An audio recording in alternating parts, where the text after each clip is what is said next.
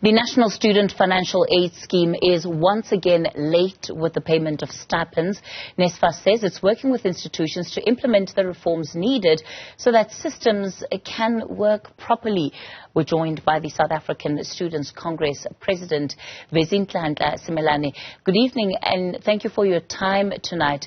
Firstly, we're dealing with a situation where NSFAS again failing to pay students their stipends. We've seen this almost, if not every month, every other month since at least about June this year.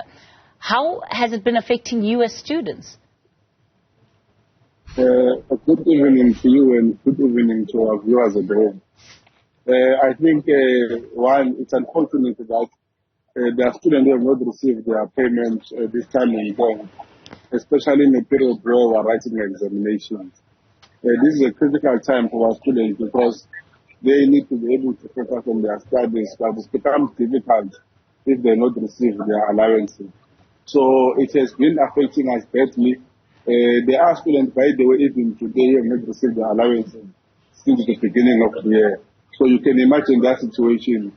How are they coping? And it's going to be difficult for them also to perform academically because even NSFAS itself, if you are funded by NSFAS, you need to perform academically so that you can continue to be funded by NSFAS.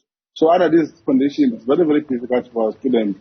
And when students fail, it's NSFAS who are going to exclude them next year because they've not been able to pass without understanding that actually they are the ones also who have contributed to this mess.